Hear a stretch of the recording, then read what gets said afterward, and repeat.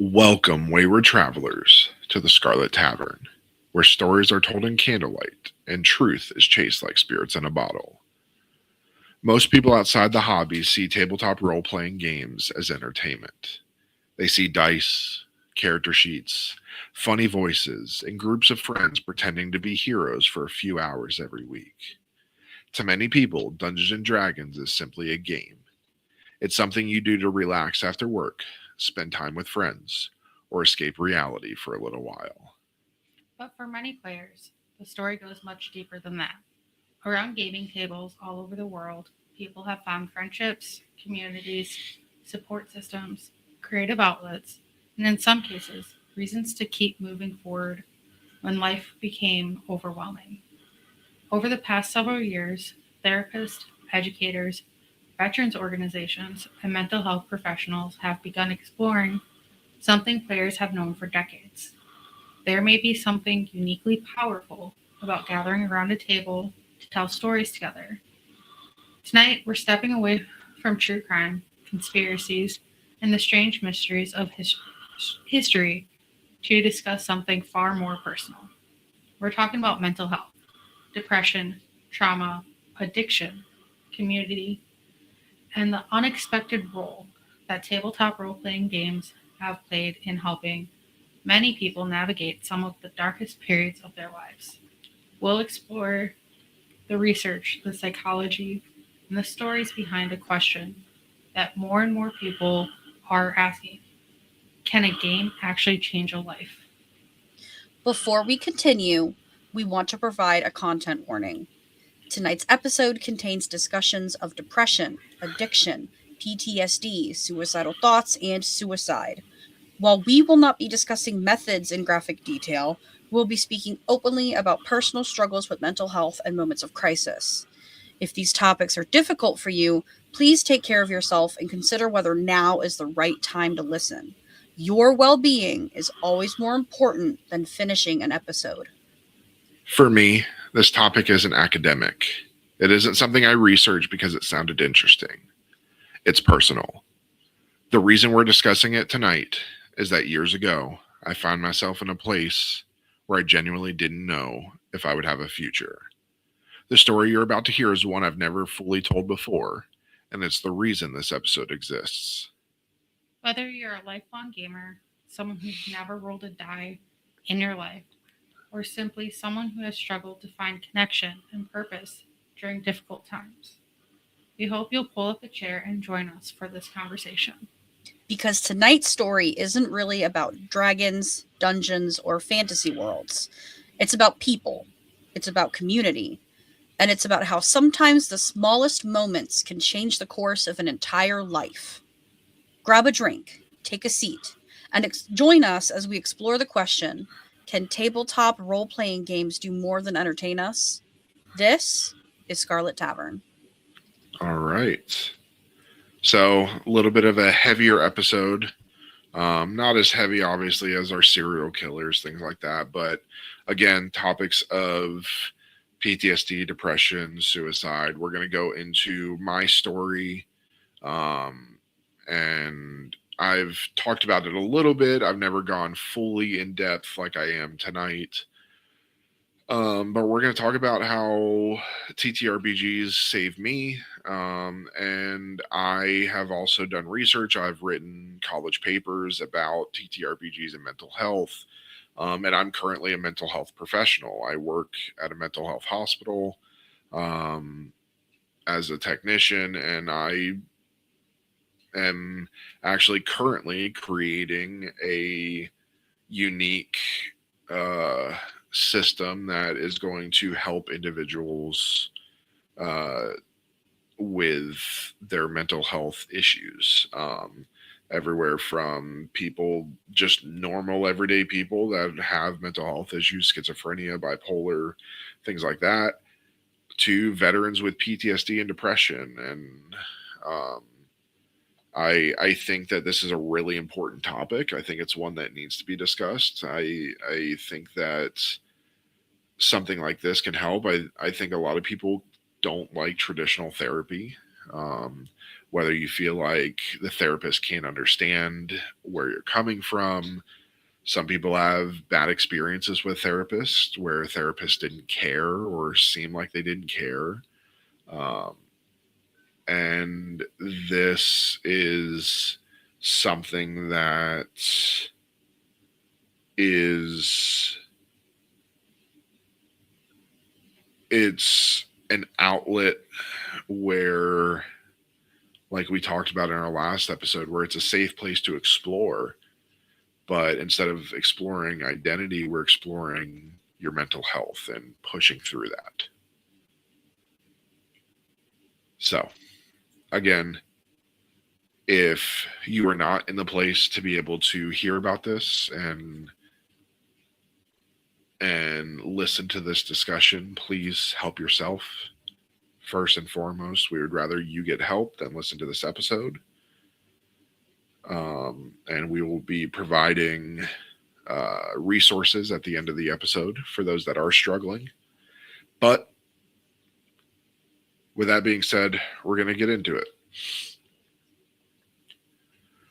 So, before we get into the science, the psychology, or the growing number of therapists who are using tabletop role-playing games in their practices, I think it's important to explain why we're talking about this topic in the first place. Because as I said before, for me, this isn't a research project. It's personal. In 2019, I found myself in one of the darkest places I've ever been in my life. At that point, I had already served in the military and worked in law enforcement. For years, my identity had been tied to those careers. They weren't just jobs that paid the bills. They were a source of purpose, structure, and belonging. They gave me a mission, they gave me a tribe, and they gave me a sense of who I was. When those chapters of my life ended, I struggled more than I expected. I was dealing with PTSD. I was dealing with depression. I was trying to figure out who I was supposed to be without the badge, without the uniform, and without the identity I'd spent years building around those roles. Looking back now, I can see that I was carrying far more than I was willing to admit at the time. Instead of dealing with it, I buried it. I convinced myself I was fine. I told myself I'd figure it out eventually, and I didn't. And instead, things got worse. At some point, after an injury, I became addicted to pain pills. What had started as a way to numb things became something I relied on. The depression got heavier. The isolation got worse. The future felt smaller and smaller until eventually I reached a point where I genuinely couldn't see one anymore. So I'd like to ask a question. How many people are walking around every day carrying battles that nobody else can see? How many people are smiling at work, laughing with friends, posting pictures online, and quietly falling apart when nobody's looking? Because when we talk about mental health, I think one of the biggest misconceptions is that people always look like they're struggling. They don't. Sometimes they look perfectly normal. I know because I was one of them. And eventually I made a decision. It wasn't a cry for help, not a plan I was still debating. I made a decision. I was going to end my life. My plan was simple. I was going to take every pain pill I had and wash them down with a bottle of vodka. Looking back now, it feels surreal to talk about because it seems so distant from the life I live today. But at the time, it felt final. I wasn't thinking about tomorrow. I wasn't thinking about consequences. I was just tired. I had a roommate at the time, and I didn't want him to hear anything that might allow him to intervene. So I decided to put something on YouTube in the background to cover up any noise. I wasn't looking for inspiration or hope or a reason to keep going. I was looking for something long enough to play while I died. As I scrolled through YouTube, I found a video that was around 4 hours long. I remember thinking that it was perfect, long enough that I wouldn't have to worry about it ending. So I clicked on it. That video was Critical Role. At the time, I had no idea what Critical Role was. I didn't know who the cast members were. I didn't know what Dungeons and Dragons was. I didn't know I was about to stumble into something that would completely alter the course of my life.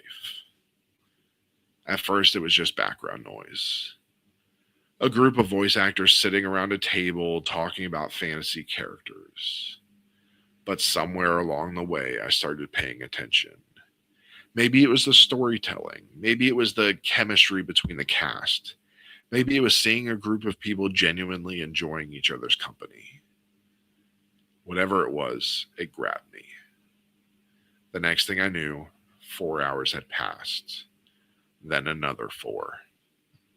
Instead of carrying out the plan I had spent so much time thinking about, I was watching the next episode. Then another. Then another. I started researching the cast members. I learned about their careers. I learned about their struggles. I learned about the obstacles they had overcome. I watched people who had experienced hardships, failures, and uncertainty continue to create something meaningful together. And somewhere during all of that, something shifted. It wasn't dramatic. It wasn't overnight, but it was enough. I started thinking that maybe if they could keep going, I could too. Now, I want to be careful here because this is important. Critical Role didn't cure my depression. It didn't erase my PTSD. It didn't magically fix my life. Mental health isn't that simple. But what it did do was interrupt the decision that I had already made. And sometimes an interruption is enough. That next day, I took every pain pill I had and threw them away. I haven't touched one since. Even now, years later, I still deal with depression. There's still difficult days. There's still struggles. But Dungeons & Dragons became a constant in my life. Critical Role led me to tabletop role-playing games. Tabletop role-playing games led me to friendships. Those friendships led me to communities. And those communities eventually led to campaigns, streams, damn media, Scarlet Tavern, Best Damn Game Night, and so many of the people sitting around me today. If you trace that path backward, an incredible amount of my life today can be connected to one random YouTube recommendation in 2019. And that's why I fully credit Critical Role with saving my life. Not because a game solved my problems, not because a group of voice actors somehow fixed my mental health, but because they helped me find a reason to stick around long enough to discover that life wasn't over yet. Which brings us to the question at the heart of tonight's discussion. If a game can help someone rediscover purpose, build friendships, create community, and ultimately choose to keep living, is it really just a game? Or is there something much more powerful happening around the table? After sharing that story, I think it's important to address something that some listeners may be thinking right now. Was it really Dungeons & Dragons? Was it really Critical Role? Or would anything have worked in that moment? It's a fair question. Because if we're being honest, there was nothing magical about a group of voice actors sitting around a table rolling dice. There was no hidden therapy session, no grand lesson, no self-help program disguised as entertainment. On the surface, it was exactly what it appeared to be. A group of friends telling a story together. And yet, for millions of people around the world, tabletop role-playing games have become much more than that. The more I thought about this episode, the more I realized that when people say D&D changed their life, they're rarely talking about the game itself. They're talking about what the game creates. Think about it for a moment. How many hobbies require you to sit down with the same group of people for 3 or 4 hours every week? How many hobbies encourage cooperation instead of competition? How many hobbies ask you to actively listen to other people, support their successes, and work together toward a common goal? Most hobbies can be done alone. D&D almost requires community. And in a world where loneliness is becoming increasingly common, that might be more important than we realize. We've all heard the statistics about loneliness. We've heard that people have fewer close friends than previous generations. We've heard that social isolation is becoming more common. We've heard experts compare chronic loneliness to smoking or other major health risks. Yet despite all of that, many people still struggle to find meaningful connections. Why is that? How did we become more connected than ever through technology while simultaneously feeling more disconnected from one another? And perhaps more importantly, what happens when people finally find a place where they belong? Because when I look back at what drew me into Critical Role, it wasn't just the story, it was the people. It was watching a group of friends genuinely care about one another. It was watching people laugh together, support one another, and create something bigger than any one person could have created alone. I think a lot of us underestimate how powerful that can be, especially for people who have lost a sense of community. Veterans talk about missing the camaraderie of their units. First responders talk about missing the people who understood what the job was really like. Nurses, healthcare workers, teachers, and countless others often describe feeling isolated despite being surrounded by people every day. What they're missing isn't necessarily activity, they're missing connection. And that raises another interesting question. Is it possible that what makes tabletop role playing games special isn't the fantasy at all? Is it possible that the real magic is simply creating a reason for people to gather together consistently? Because when you strip away the dragons, the spells, and the character sheets, what you're left with is a group of people spending time together. They're talking, they're laughing, they're solving problems, they're supporting one another, they're building shared memories. That sounds a lot less like a game and a lot more like a community. We've all seen it happen. A group starts as strangers. Someone invites a coworker. A friend brings their spouse. Another player joins through a mutual acquaintance. Months later, they're celebrating birthdays together. Years later, they're standing in each other's weddings. The campaign ends, but the relationships remain. How many friendships exist today because someone rolled a natural 25 years ago? I mean, look at us. It started with you playing Star Wars, as we said in our last episode. Kayde was playing Star Wars, recruited Ben. Ben, you guys all heard me in the microphone how many times, and it's like, oh, Pam, you should join, you should join, you should join. Finally, I succumbed to the peer pressure. It was good peer pressure. And I joined, and I fell in love with it. And then Ellie comes along. Yep. And here we are 5 years later. Yeah. Yeah, and again, that time, obviously I talked about 2019. I had not met anybody here yet. No. So I had no community and I was on my own. I think we met, you and Ben was what, like October, we figured out 2020. October 2020. And then So it was right before I moved to Kentucky. I moved to Kentucky February of 2021. And then I started Star Wars December of 2020. So Yeah. So how many people met their spouse because of a gaming group? How many people found their closest friends because they answered an ad looking for players? I mean, look at Star Wars. yeah. I mean, we did a recruitment and Yep. Elliot answered the ad, and same thing with Ethan. Ethan answered. So, and maybe the most important question of all, how many people are still here today because there were people waiting for them at the table next Sunday night? It's a difficult thing to measure. There aren't statistics that can fully capture it. There aren't graphs that can tell us how many lives have been changed because someone found a community when they needed one most. But I think most longtime players have seen it. We've seen shy people become confident. We've seen isolated people find friendships. We've seen struggling people discover support systems. We've seen gaming groups rally around members going through divorces, job losses, illnesses, or tragedies. The character sheets are fictional, but the relationships aren't. And maybe that's why tabletop role-playing games continue to matter so much to so many people. Because underneath the rules, the dice, and the fantasy worlds, they're really about something much simpler. They're about human connection. The stories bring people to the table.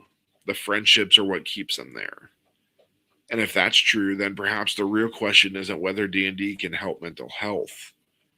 Perhaps the better question is why we ever convinced ourselves that community wasn't a critical part of mental health in the first place. Any thoughts before we move on?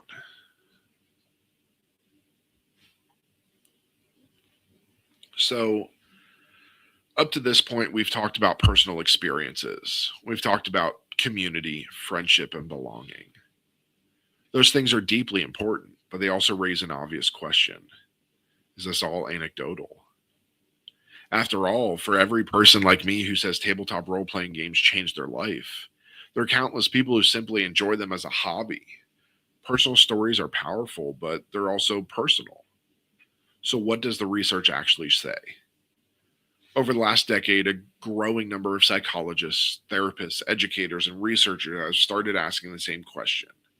As tabletop gaming has become more mainstream, people have become increasingly interested in understanding why these games seem to have such a profound impact on some players. And what they found is fascinating. One of the most commonly reported benefits of tabletop role playing games is social connection. That may sound obvious, but it's worth stopping to consider why that matters. Human beings are social creatures. We are wired for connection.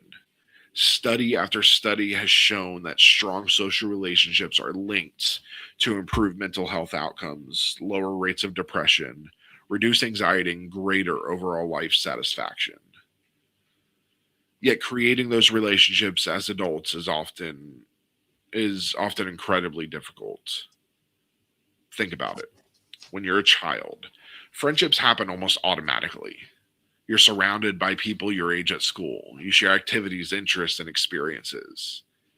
As adults, those opportunities become much rarer. Work, family responsibilities, and busy schedules can make it difficult to build meaningful relationships. Many people find themselves surrounded by acquaintances but lacking close friendships.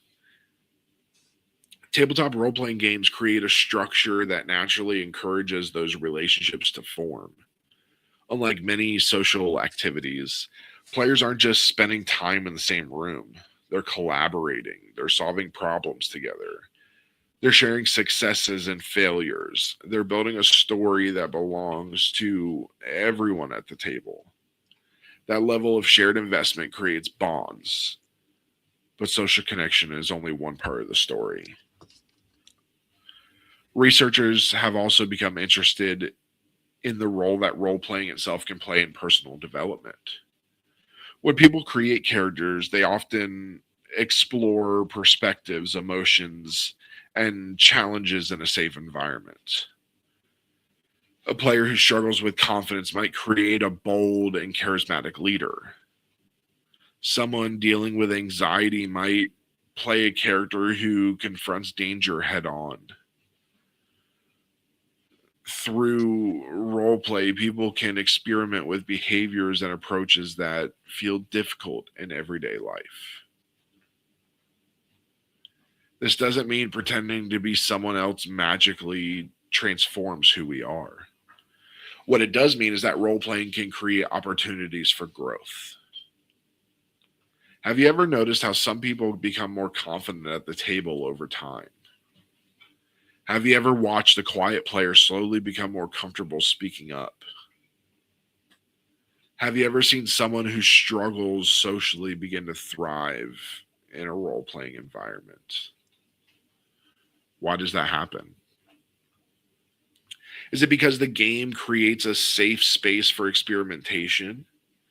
Is it because failure carries fewer real world consequences? Or is it because storytelling allows us to approach difficult emotions from a comfortable distance? These are questions that therapists have become increasingly interested in. In fact, tabletop role playing games are now being used in a variety of therapeutic settings. Some therapists use role playing games to help adolescents develop social skills. Others use them to encourage communication, teamwork, emotional regulation, and problem solving. There are programs specifically designed for veterans, individuals with anxiety disorders, and young people struggling with depression or social isolation. And when you think about it, that actually makes a lot of sense. A role playing game provides structure, it provides goals, it provides opportunities for cooperation. It allows people to engage with difficult topics while maintaining a layer of emotional safety. Sometimes it's easier to discuss fear, grief, guilt, or uncertainty when those feelings are attached to fictional characters rather than ourselves. That raises another interesting question. Why do stories seem to help us process real life? Human beings have always told stories. Long before there were therapists, there were myths, legends, campfire tales, and shared narratives. Stories help us make sense of the world. They help us understand challenges, overcome obstacles, and imagine possibilities. Perhaps role playing games take that process one step further. Instead of simply hearing a story, we participate in it. Instead of watching a hero overcome adversity, we become part of the journey. Instead of observing growth, we actively engage with it. Now, it's important to be careful here. Tabletop role playing games are not a replacement for therapy. They are not a they are not a substitute for medication. They are not a cure for depression, PTSD, addiction, anxiety, or other mental health condition. If you're struggling, professional help matters. But that doesn't mean games can't play a meaningful role alongside the support. Because mental health isn't usually improved by one thing, it's improved by many things working together: support systems, friendships, purpose, creative outlets, meaningful activities, a sense of belonging. And when you look at it through that lens, it becomes easier to understand why tabletop role playing games can be so impactful. The question isn't whether rolling dice has magical healing properties. The question is whether creating a space where people can connect, collaborate, imagine, or support one another might contribute to healthier lives. Honestly, that seems less surprising than the alternative. Because if isolation can harm us, why wouldn't connection help us? If loneliness can make us sick, why wouldn't community make us stronger? And if stories have helped human beings make sense of their lives for thousands of years, why would we be surprised to learn that they're still helping out today? Perhaps the real mystery isn't why tabletop role playing games can benefit mental health. Perhaps the real mystery is why it took us so long to take them seriously. I just want to point out whether rolling dice has magical healing powers. I want to say no, it doesn't, because we've all seen my freaking rolls when I play a healer. I suck. Well, it's because you can't roll. There is that. I still want to meet Will Wheaton one day, and I have a roll off. And that will be the day the world ends. Any thoughts before we talk about mirroring?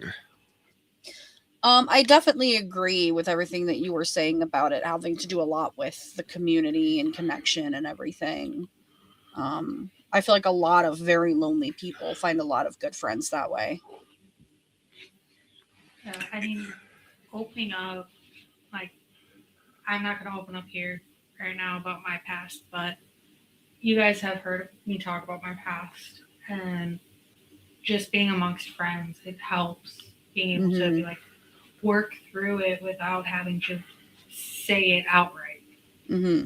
Well, perhaps if this episode gains traction, we bring back, now that we have Elliot with us, we bring back Shit Hurts. No? And we start doing the mental health podcast again. Yeah, we could. So if you guys like this, please show us, and we'll bring back. Pam and I started a mental health podcast. I believe we did one episode and then we stopped, something like that. But we'll bring that back. Shit Hurts, and that will go a lot more in depth with that. And it's more than this. It's more of a discussion base. So, yeah. And But if you're watching YouTube, the puppy that you keep seeing is our puppy Morgan. it's the stage manager. Yes. So we need to get her a little headset. Yeah. I don't know if she would wear it. Like though. a PA headset.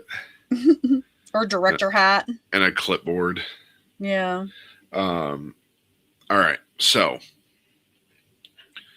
throughout this episode, we've talked about community, belonging, and the science behind why tabletop role-playing games can have such a positive impact on mental health.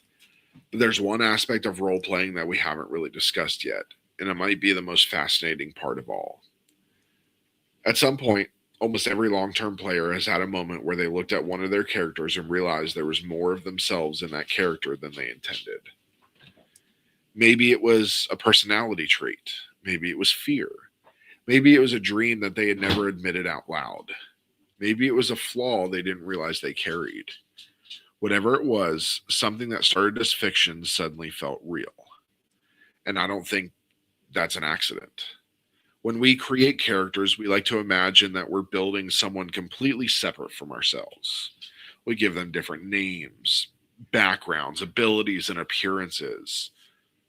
We tell ourselves that we're playing someone else entirely, but are we really? Or are we revealing pieces of ourselves through the choices we make? Think about your own characters for a moment. Why did you choose that class? Sorry. Why did you choose that backstory? Why did your character respond to conflict the way they did? Why did certain moments matter more than others? The truth is that every character is built from our own experiences, beliefs, fears, hopes, and imaginations. Even the characters who seem nothing like us often contain pieces of who we are. We may exaggerate certain traits or explore ideas we never pursue in real life, but those choices still come from somewhere. That raises an interesting question.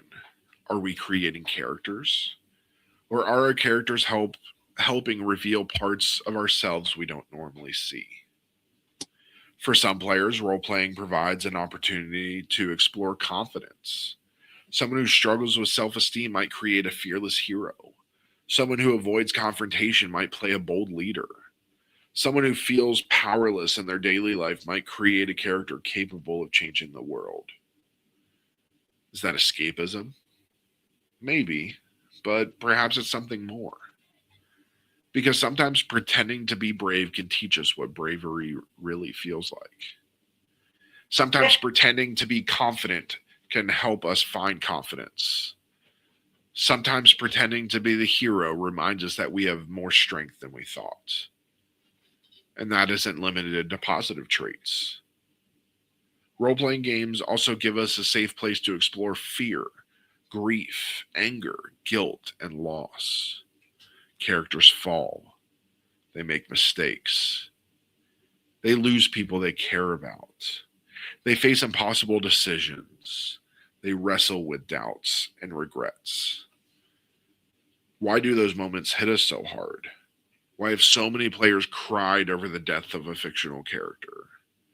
Why do some campaign endings feel like saying goodbye to a real chapter of our lives? And from that it's kind of funny. I went back and watched our last episode of Misery's End, and was watching everybody get teary-eyed ending our first ever campaign. Yeah. Yeah. But hey, Safi made a resurrection, so With no Sid thanks was to you. happy. Sid was Right. happy. She No has thanks to you. descendants, not. Yeah. Wait, is Safi still mad at Singe, or did they work it No. out? Staffy's too busy raising a shit ton of kids. Yeah, Safi doesn't have the energy to be mad. Savvy's popping out kids like a Pez dispenser. Mm-hmm. How many Gonna be a kids lot is- more tieflings in the future.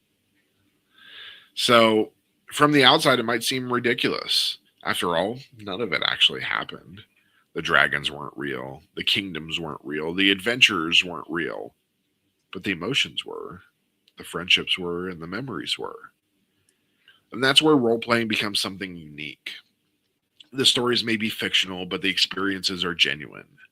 The laughter around the table is real. The excitement is real. The disappointment is real. The sense of accomplishment and the bonds between players are real. Nat 20s feel real good. Yeah, and Nat ones feel real shitty. Yeah. Yes. I speak from personal experience. It's like a with gut that one. punch. Same here. Or a gut stab. Yeah, Okay, I don't think or I a rolled chest natural. stab. I didn't roll a natural 1 on that. I just couldn't roll above a fucking 10. And then I think I rolled a natural one to dodge out of the way.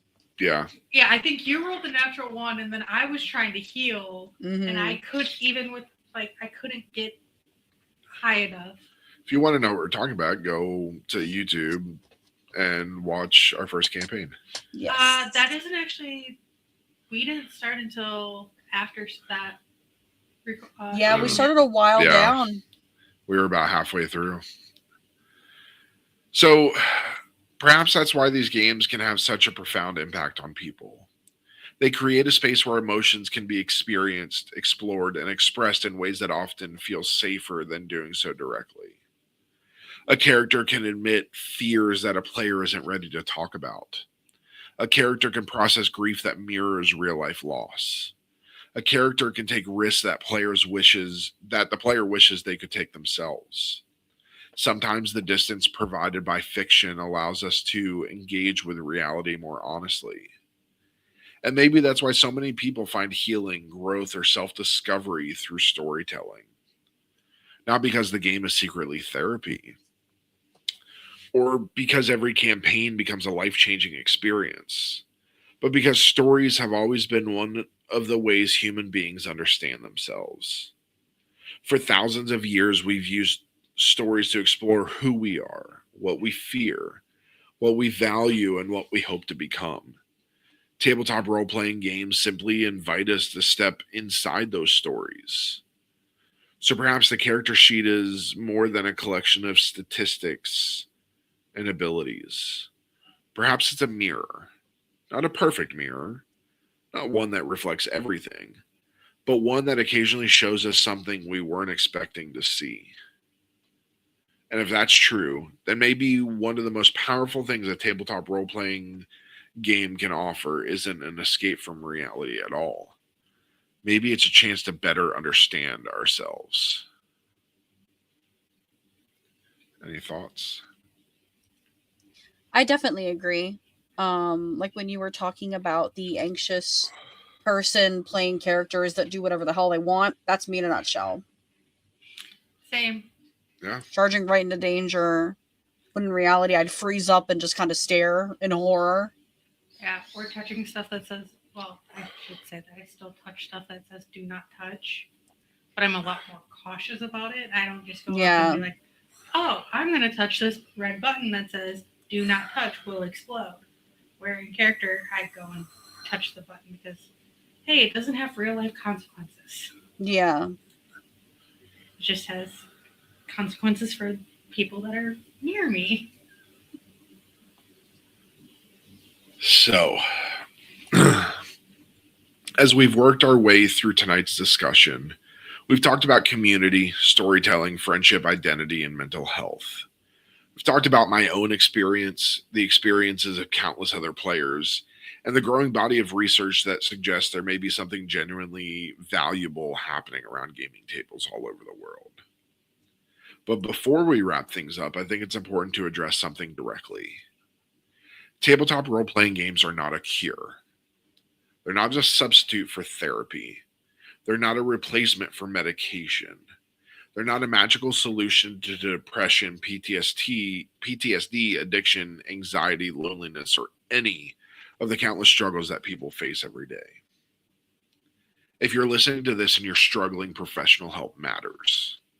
Support systems matter. Treatment matters. At the same time, I think it's equally important to acknowledge that healing rarely comes from a single source. Most people don't get better because of one conversation, one medication, one therapist, or one life changing moment. More often, healing comes from a collection of things working together. It's the people who support us, it's the routines that keep us moving forward, it's the hobbies that give us joy, it's the communities that remind us we're not alone. And that's where tabletop role playing games can make a difference. Not because they're magical, but because they create opportunities for connection.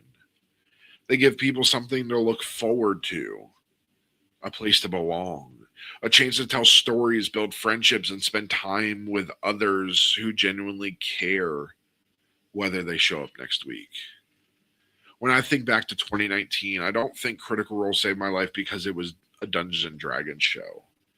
I think it saved my life because it interrupted a moment of hopelessness long enough for me to find something I had been missing: connection, purpose, and community, a reason to stick around and see what happened next.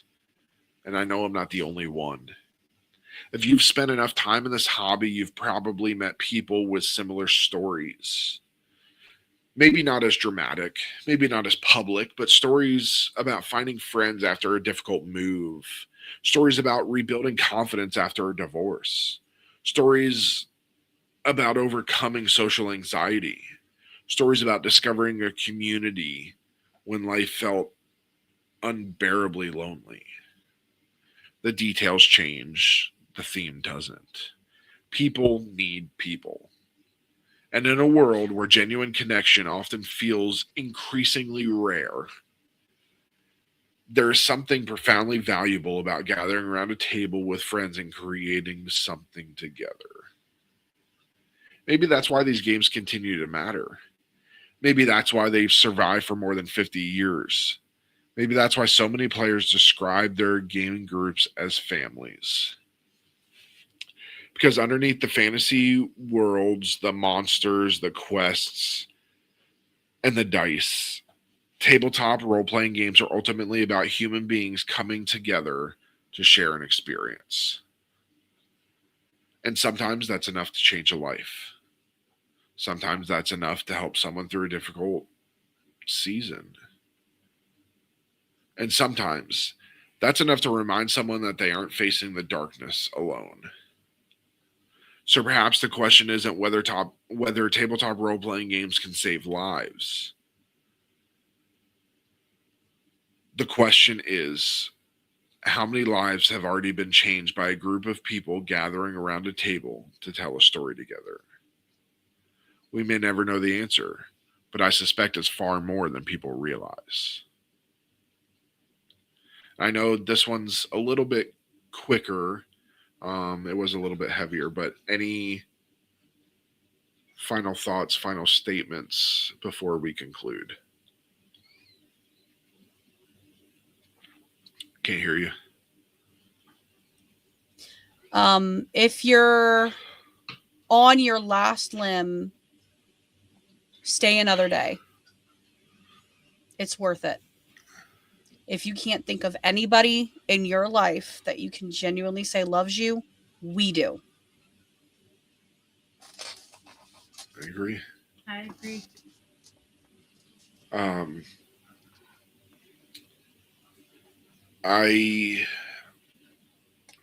There's always consequences to everything. I luckily never went through with it, but I still have consequences from the addiction to pain pills. I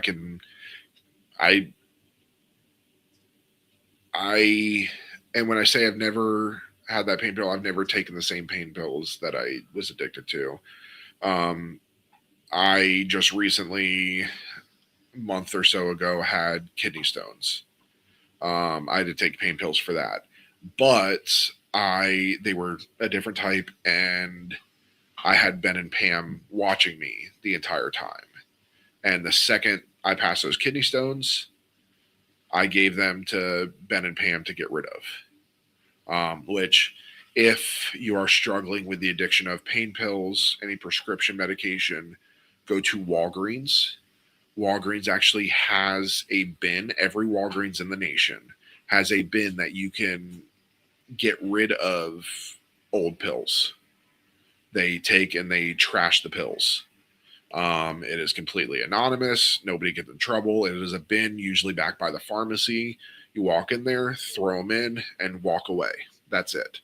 Um, but but there's still consequences because of that addiction to pain pills. Now, when I get a headache, it takes about 2,000 milligrams of ibuprofen to get rid of that headache. Because of that addiction, I built up such a tolerance to normal pain that I have to take that much medication to be able to even get rid of a simple headache. Otherwise, it won't work. So there's consequences to everything, and it's not just my consequence. If I would have gone through with that, what would have happened with my daughter? At the time, 2019, she was, let's see, quick math. She was almost 3, and she was living on the other side of the state with her mother. And that obviously that played into my depression and my PTSD and things like that. And what would have happened there? My daughter, she was young enough that she wouldn't have grown up knowing who I was. Her mother and I weren't at a good place at the time, like we are now. And the rest of my family, I didn't meet these guys yet, but the rest of my family, my mom, my dad already lost. I had a stepsister that committed suicide at a young age. She was 13, and she hung herself. And my dad found her. So my dad would have had to go through that again. And the consequences aren't just for you. It has a ripple effect. You may be ending your pain, but you're adding to somebody else's. I can say that from personal experience. I had an aunt, I think I was 13, younger than 13. I was between 10 and 13. And my biological aunt committed suicide. And we just spent time with her like a month or two before. And when I went through my stuff with the military, while I was in the military, that was the one thing that I kept thinking of. I can't do that to my family because it tore me up, and it still does. Because you always have that question as why? Why didn't you reach out and ask for help? Why did you keep it to yourself? So it's one of those that, as someone who is and has suffered from mental health issues, having that also in the like in my past, it's like I can't do that to my family because I don't want them to have to ask, what could I have done differently? And there's also, again, like I said, I work in the mental health field, and there's questions we ask our patients when they come in. Do you have a family history of suicide? Do you have the has anybody actually done this? And because a lot of times that can be hereditary. And that's something where therapy definitely has to get involved. Depression can be hereditary. It's you. There's some people that your brain just wired differently, and we we see through studies we find that people that are neurodivergent, typically ADD, ADHD, things like that, they tend to have more depressive tendencies, just because their brain works differently. Like for me, my brain never shuts off, and that's an Yeah. issue. And eventually, your brain's going to run out of things to think about, and it's going to go down a dark hole. How many books are you on now? 15. Okay, so the number hasn't gone up yet. But yeah, like Elliot said, if you're struggling, if you feel like nobody cares, we do. We don't we don't want to see anybody do anything that they'll regret. Statistics show that people that have jumped off of bridges and have survived regretted it the second they jumped. They regretted doing the jumping and said that they wish they wouldn't have. Luckily for them, they survived, but a lot don't. So tonight's episode was different from our usual fare here at Scarlet Tavern. We didn't discuss a serial killer, an unsolved mystery, a conspiracy theory, or a strange historical event. Instead, we talked about something much closer to home. We talked about mental health. We talked about community. We talked about loneliness, purpose, friendship, and the unexpected places where people sometimes find hope. Most importantly, we talked about stories. Not the stories on character sheets, not the stories in campaign settings, the stories of real people whose lives were shaped by the hobby we love. Whether you've been playing for decades, are brand new to tabletop role playing games, or have never rolled a die in your life, I hope tonight's conversation encouraged you to think differently about the power of community and the importance of human connection. Because at the end of the day, the greatest thing Dungeons and Dragons ever created wasn't a setting, a monster, or a rule book. It was a reason for people to gather together. And sometimes that's exactly what we need. Before we close out tonight, I want to take a moment to speak directly to anyone listening who may be struggling. If you heard parts of my story tonight and found yourself relating a little too closely, please know that you don't have to carry those burdens alone. Depression lies to us. It convinces us that we're isolated, that we're a burden, that nobody would understand, or that things will never improve. I know that because I've listened to those lies myself. If you're dealing with thoughts of suicide, self harm, addiction, or a mental health crisis, please reach out to someone, a friend, a family member, a therapist, a pastor, a support group, anyone. You do not have to fight that battle by yourself. If you're in the United States, you can call or text 988 to reach the Suicide and Crisis Lifeline 24 hours a day, 7 days a week. If you're experiencing an immediate emergency, call 911 or your local emergency services. For our veterans listening, the Veterans Crisis Line can also be reached by dialing 988 and pressing 1, or by texting 838-255. And if picking up the phone feels impossible right now, start smaller. Send a text. Join a community. Reach out to someone you trust. Take one step. You don't have to see the entire path forward.